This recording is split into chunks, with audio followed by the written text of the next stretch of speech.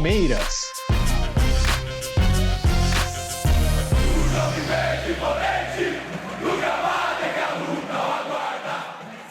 Patrocínio Brahma.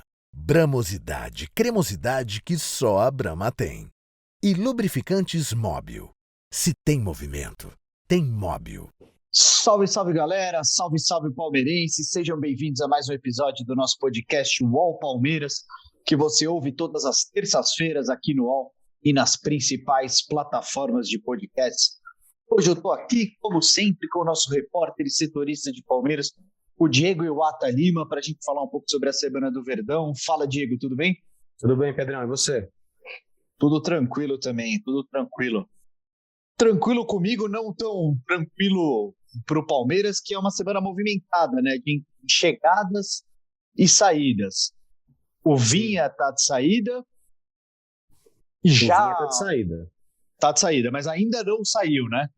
Ainda não, faltam algumas questões que, no que se refere às garantias bancárias, né? A Roma indicou uma instituição que está só precisando essa instituição dar ok para o Palmeiras para finalizar o acordo.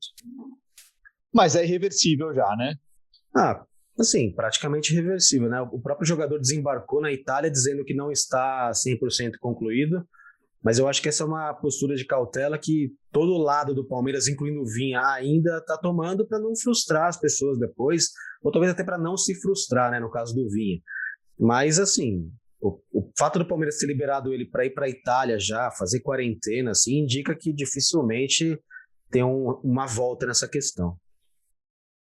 Mas, independente do quão certo já está, o Palmeiras já se antecipou e já contratou um e contratará mais um substituto, né? Exatamente. O Jorge do Mônaco já veio numa manobra muito inteligente da diretoria do Palmeiras, né? É um jogador que tinha contrato por pouco tempo com o Mônaco, e aí o Mônaco perderia ele de graça, né? Há 6 meses do contrato acabando no meio do próximo ano, então o Palmeiras fez uma composição ali, já ficou com 50% do atleta de graça, né? E agora o Palmeiras pode acabar até comprando essa segunda parte no ano que vem com 50% de desconto, né? E foi bem interessante. E aí tem o Piquerez, né? Que é um jogador que ontem eu até chequei a pronúncia com uma pessoa do Palmeiras, é Piquerez mesmo, né? Do Peñarol, que lá na Itália, ó, lá em Montevidéu, eles dão como praticamente certa a vinda. O presidente do Peñarol fala como praticamente certa a vinda.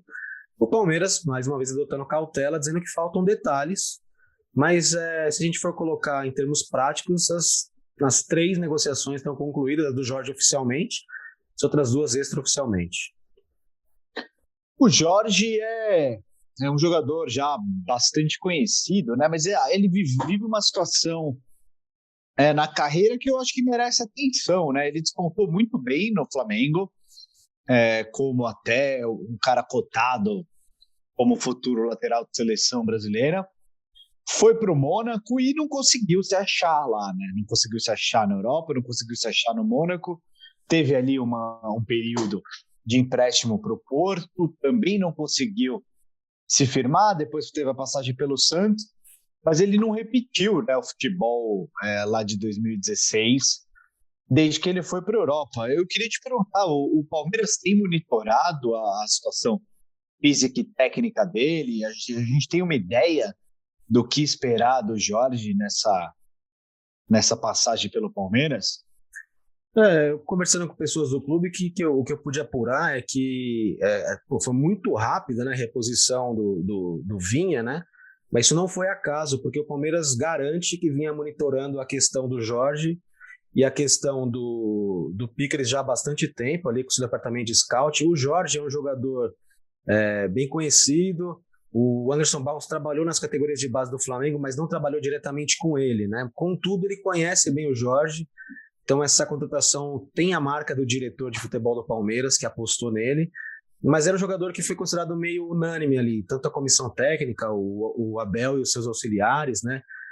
Todo mundo entende que ele pode vir para resolver o problema. A grande questão é que, posteriormente ao retorno para o Mônaco do Santos, ele foi para o Basel, né, da Suíça.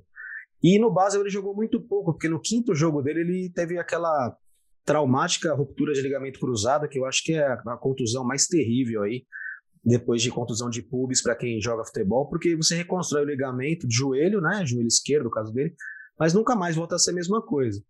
E então o Jorge tem essa questão, precisa ver como ele vai voltar. Alguns voltam muito bem, por mais que o joelho não seja igual, o desenvolvimento, né, o desempenho acaba sendo o mesmo, mas o Jorge fez essa cirurgia, desde maio ele trabalha com bola, né?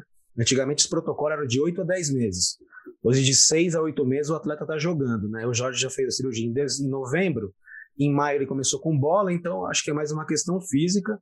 De qualquer forma, ele vai passar por exames, né, para verificar qual que é o nível de desgaste dessa articulação dele para saber se ele pode jogar. Mas as informações que o Palmeiras tem com o departamento de futebol do próprio Basel e do Mônaco é que foi um sucesso a cirurgia e que é uma questão de readaptação física para ele poder voltar a jogar.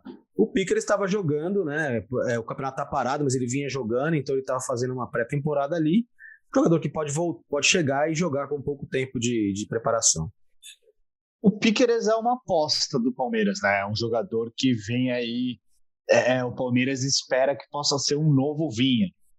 Exatamente isso que eu ia dizer. É uma coisa bem parecida uma situação bem parecida com a do Vinha, né? Que por mais que ele tivesse um renome no Uruguai já tivesse sido convocado para a seleção, é um jogador que você traz para leva para outro país, assim, você não tem certeza, né? Como é que vai ser a adaptação. Jogador com pouco tempo de carreira por ser muito jovem, né? Então, realmente, é uma aposta. A do Vinha se provou muito positiva, em que pese ele até ter perdido a posição para o Vitor Luiz nos últimos tempos, né? Mais por uma questão psicológica do que por bola mesmo. Ele ficou muito abalado com a derrota na Recopa Sul-Americana, que começou com a expulsão dele, né? Ele foi expulso logo no começo do jogo, e aí o defensa dominou o Palmeiras e conseguiu levar o jogo para os pênaltis, onde o Palmeiras, os pênaltis, como a gente sabe, não costuma se dar bem. Então ele ficou muito abalado com isso, mas foi uma aposta certeira, tanto que ele está sendo vendido por um valor bem maior do que o Palmeiras pagou, e a tendência é que o Piquerez dê certo, assim, a tendência, né? A aposta do Palmeiras é que o Piquerez dê certo também, mas até entrar no campo, né, é difícil saber, né? Basta dizer que o Jorge era uma aposta certeira do Mônaco também e foi para lá e não se firmou, né? Jogadores que trocam de país, nem sempre você consegue prever o que vai acontecer, né? São muitas variáveis. Sim, às vezes o jogador tem qualidade, sim, às vezes o jogador tem todas as condições técnicas para dar certo em outro país, mas simplesmente não dá, né? Simplesmente não se encaixa, não se adapta, às vezes até a forma de viver. A gente está vivendo ainda numa pandemia. O Uruguai, eu acho que já controlou muito melhor a pandemia do que a gente aqui no Brasil. Isso tudo pode pesar no processo de adaptação do jogador, né? Com certeza. Lá eles já estão um pouco mais livres, né, com relação à rua. É um país bem menor, né? Um país de 3 milhões de habitantes em que 70% da população está em Montevidéu, que é a capital. É um país bastante rural, né? E sim, eles controlaram, inclusive com a Coronavac, né, desenvolvida pelo Butantan também, que é o laboratório aqui de São Paulo, do Brasil, controlaram bem melhor, mas também tiveram uma recaída ali, como todos os países tiveram uma outra onda, mas que a outra onda deles foi bem pequena, porque eles conseguiram vacinar muita gente lá, né? Então a vinda do Piquerez tem tudo isso, né? E tem o agravante dele ser jovem, né? Que às vezes isso acaba até complicando mais. Mas aí, quando a gente lembra que até jogadores mais velhos, né? Acho que um caso que eu sempre cito é o do Viola, que era jogador de Copa do Mundo aqui e não se adaptou na Espanha, que é um país plenamente ocidental como o nosso, né? Então, pode acontecer de tudo, mas a tendência é que, enfim, a tendência, a expectativa é que dê certo. Eu acredito que sim, até porque está trilhando um caminho que o Vinha já desbravou, né? Como uruguaio pela esquerda ali. Então, acho que ele já sabe mais ou menos qual que é o atalho para jogar no Palmeiras. E você fez uma matéria hoje super interessante, e eu queria que a gente falasse um pouco dela, que ela fala da equação financeira das saídas pagadas, né, no Palmeiras. O Palmeiras vendeu bem o Vinha, né? E está repondo com jogadores com um custo muito menor, né? É bem interessante esse movimento, né? É sempre bom lembrar que o Anderson Barros, que é o diretor de futebol, ele veio logo depois do Alexandre Matos, né? Ele não só tem um estilo diferente, ele é mais low profile, como ele veio com um pedido para fazer o oposto. A gente quer que você compre o menos possível e venda o máximo possível. O Alexandre Matos, ele comprava o máximo possível e vendia o que era possível para poder pagar por esse máximo, né? Era um outro direcionamento. Então a torcida do Palmeiras se chocou muito com essa postura do Alexandre Matos, né? Um cara que não tem nem WhatsApp, um cara que não costuma dar muita entrevista, é um cara mais low profile mesmo. E nas compras também. Só que eles foram muito inteligentes de se preparar para algumas perdas. Como eu estava falando, né? O Jorge e o Piqueres não foram descobertos depois que o Vinha saiu. Eles já vinham sendo monitorados. Foi uma contratação preventiva, né? Eles já estavam de olho nessa questão. Outro ponto também é o Felipe Melo, que não chega a ser uma venda, mas é um desligamento. Mas por essa diretoria ele está desligado. O Palmeiras já tinha o Matheus Fernandes sendo olhado, ele não estava feliz no Barcelona, não estava nem conseguindo jogar no Valladolid também. O Alexandre Barros é o piloto. O Anderson Barros já conhecia do Botafogo, quando ele foi diretor, o Matheus Fernandes era jogador do Botafogo, que já estava monitorando, então, assim, pouco tempo depois que eles decretaram que o Felipe não ia ficar, eles já tinham o Matheus engatilhado. E isso é uma questão que eles têm feito com a maioria das posições mais urgentes, né? O Rony foi um jogador que começou a ser desenvolvido, a contratação dele na gestão do Matos, mas ele foi contratado na gestão do Barros já pensando na saída do Dudu, que acabou voltando até, né? E é até interessante mencionar isso, que ele acabou escrevendo certo por linhas tortas, né? Que o negócio do Dudu deu errado, né? Era para o Palmeiras receber o dobro do que recebeu, basicamente, né? Recebeu 8 milhões de euros e faltavam 6 milhões. E no momento em que o clube estava numa situação delicada, né? O Abel se queixando com a diretoria por falta de reforço, caiu simplesmente o Dudu no colo dele. Então, entre vendas e acertos e erros que viraram acertos, o Palmeiras economizou, abriu caixa ali de quase 100 milhões, né, de reais. É bastante coisa. Num caixa que está combalido pela perda do sócio-torcedor, que despencou o número de associados, né? Hoje o Palmeiras tem em torno de 30 mil, já chegou em torno de 60, 70 mil, já passou até de 100 mil dado momento, embora esses números sejam questionados, né? E bilheteria, né? O Allianz Parque não abre desde março do ano passado, e cada jogo do Palmeiras tinha uma renda bruta ali de pelo menos 2 milhões de reais. Imagina, multiplica isso por todos os jogos que o Palmeiras deixou de fazer, é uma perda muito grande, muito grande. Então, a diretoria do Palmeiras está muito feliz com o seu próprio trabalho de economia, né? Quando questionado, o Anderson Barros deixa bem claro que ele também vendeu jogadores, né? Ele vendeu 185 milhões de jogadores, sem contar o Vinha, né? Que são 39 milhões, né? E ontem o Palmeiras negociou 50% do zagueiro Pedrão por 5 milhões de reais. Com isso vai chegar a 239 milhões em vendas. É muita coisa em vendas, né? Então, assim, são saídas que acabaram tendo uma reposição técnica também, né? Claro, é uma aposta, mais uma vez, tem que esperar para ver entrar em campo, tanto o Jorge quanto o Piqueres, mas é interessante como esses caras saíram e o Palmeiras já tinha uma reposição, né? Onde o Palmeiras está escorregando um pouquinho é o setor defensivo, né? Porque da mesma maneira que o Vinha tem esse mercado aberto na Europa e tinha, e o Palmeiras sabia que tinha, o Palmeiras sabe que Gustavo Gomes tem mercado aberto fora do Brasil também, e é um jogador que eu não estou vendo o Palmeiras se movimentar para tapar esse buraco, né? O Benjamin Kusevich, que talvez fosse uma aposta, não tem se mostrado um atleta à altura. O Alain Pereur veio e já foi, em parte também por não ter sido a avaliação dele, não ter sido que ele seria esse jogador para cobrir o Gustavo Gomes uma saída. E hoje o nome para cobrir o Gustavo Gomes é o Renan, que é um jogador que veio da base e que ainda tem muito para evoluir, né? Não é você tirar o Gomes e colocar o Renan, o Palmeiras vai funcionar igual, não vai. Então eu acho que aí é a única questão que a diretoria do Palmeiras está pecando ainda. É isso aí, vamos para o intervalo aqui rapidinho e aí eu vou aproveitar esse gancho para entrar nesse assunto da defesa do Palmeiras.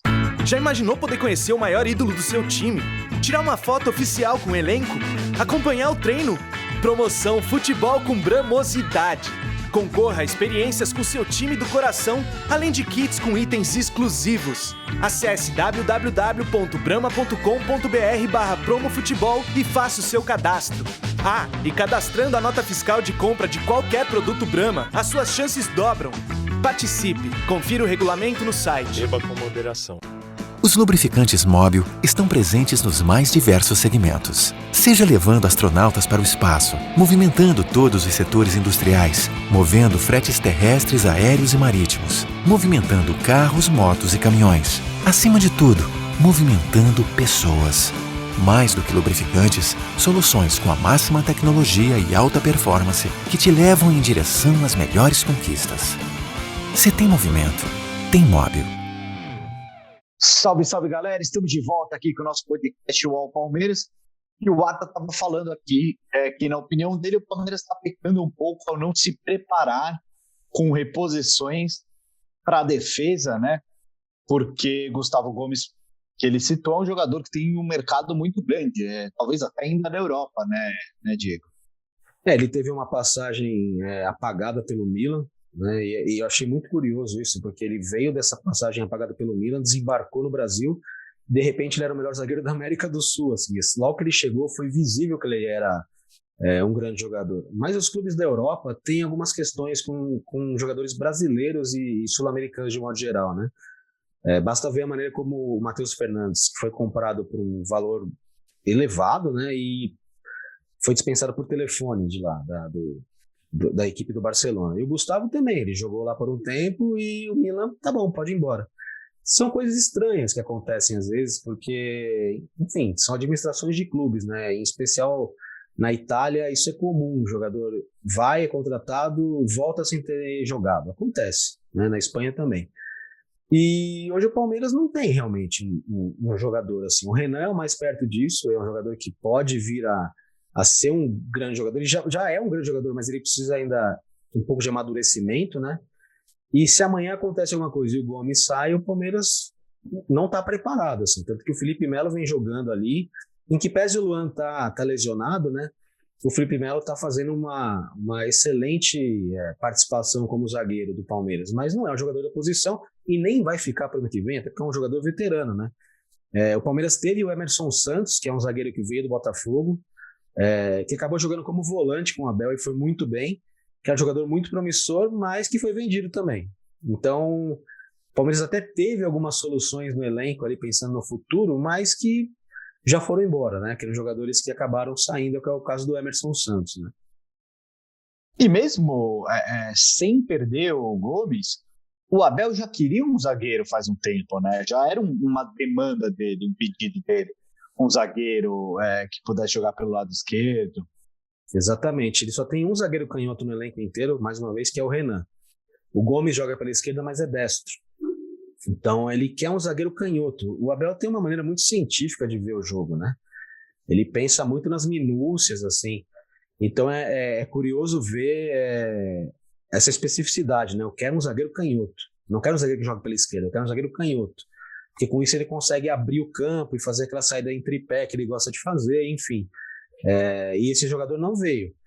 Até um tempo atrás, conversando com uma fonte no Palmeiras, né, falou, não, com essas vindas agora talvez não venha mais esse zagueiro canhoto. Porém, o Pedrão foi vendido, né, 50% dele foi vendido por um bom valor para um jogador que não teve muito destaque no Palmeiras. Então, de repente, aí abre o caixa para aparecer um novo zagueiro canhoto. Mas não tem, assim, alguém que esteja monitorado, com certeza tem, mas não tem um nome ainda que o Palmeiras já tenha ido para cima, assim, sabe? Por que não segurar o Pedrão e testar ele nesse time do Palmeiras? O Palmeiras precisava muito desse dinheiro? Foi uma decisão tomada em conjunto com o Abel? Por que não fazer uma experiência com esse jogador? O que eu sei, conversando até com pessoas ligadas ao jogador e com o próprio Palmeiras, é que ele não queria ficar. Ele queria ficar na Europa, o plano A dele era permanecer na Europa. Ele queria ficar num time de primeira divisão, então, como o Nacional dele da Madeira, onde ele estava jogando emprestado, caiu para a segunda divisão, ele não fez questão de ficar por lá. O Nacional quase comprou, mas o que acredito é que seria o que se chama no mercado de bypass, né? Ele já ia comprar, engatilhado para vender. No fim das contas, não aconteceu isso, e aí ontem o Portimonense acabou adquirindo ele. Mas acho que pesou muito o desejo do jogador de não permanecer. E diante disso, né, não adianta você forçar uma situação, né? antes de ter esse retorno, por conta da venda para o Nacional ter melado, vamos dizer assim, ele já não queria ficar. Então eu acho que acabou sendo positivo também. O Abel, por mais que quisesse que ele ficasse, talvez não tenha conseguido convencê-lo a ficar, ou talvez diante disso nem tenha tentado ficar com ele, né? Porque quando o jogador não quer ficar, não quer ficar. E aí não tem o que fazer, e acho que essa é a questão dele ter sido negociado já, assim. Era melhor fazer o caixa do que ficar com um jogador que não vai jogar, possivelmente ia ter pouco espaço e ia ser mais difícil vendê-lo no futuro, né?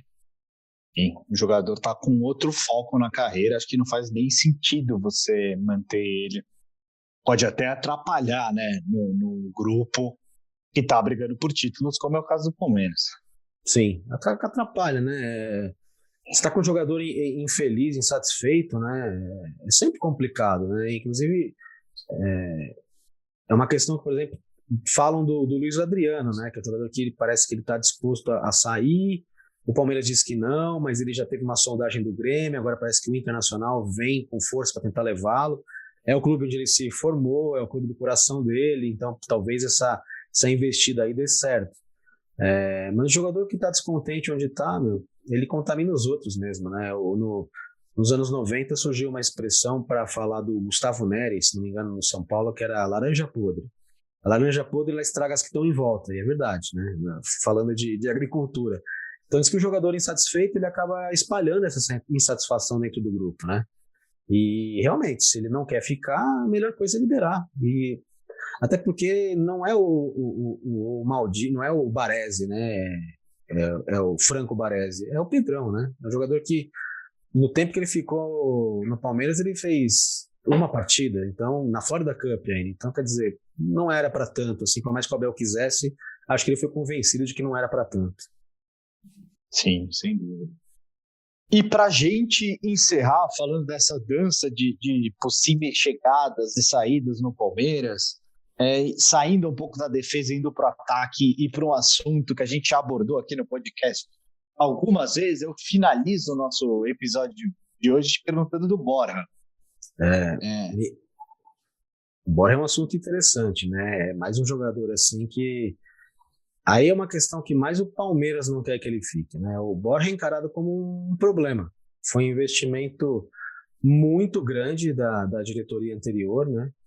Do Alexandre Barros, em consonância com o Maurício Gagliotti, em que a patrocinadora do Palmeiras, a Leila, participou da linha de frente dessa negociação, porque ela que bancou, no fim das contas, né? Foi um extra que trouxe o Borja. Ele fez exames ontem, hoje ele deve aparecer na academia de futebol para treinar, mas é um jogador que o Palmeiras entende ser melhor repassar do que ficar com ele. Não é visto como uma peça, assim, com todo respeito, a posição do Palmeiras foi até passada para o empresário dele, é assim, olha, ele é um jogador que a gente respeita, o investimento foi alto, mas tem muita gente na frente dele hoje. E tem, de fato, tem muitos outros atacantes na frente dele, né?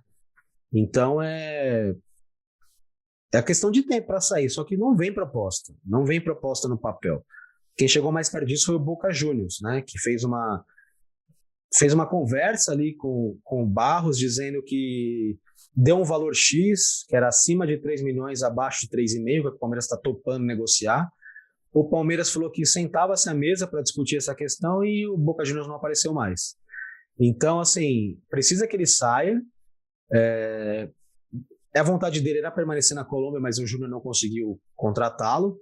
E, assim, o peso do Palmeiras para o Borja é muito grande, ele não conseguiu jogar aqui. Ele fez gols, mas ele fez os gols que o Daverson fez, que não foi contratado com tanto vulto quanto ele, com tanta expectativa quanto ele, né? Então, eu acho que o destino dele é sair. Aqui, para o Palmeiras, ele poderia ser até um amuleto, né? Que tem no São Paulo pela frente aí, na Libertadores, ele tendo feito aqueles gols no São Paulo, naquela Libertadores de 2016 que o Atlético Nacional foi campeão, né, ele poderia ser um amuleto contra o São Paulo, mas isso não deve acontecer. O Borja, eu acho que é uma questão de tempo. É possível que ele jogue? É possível que ele jogue, mas essa não é a ideia número 1 do Palmeiras para ele, não. É isso aí.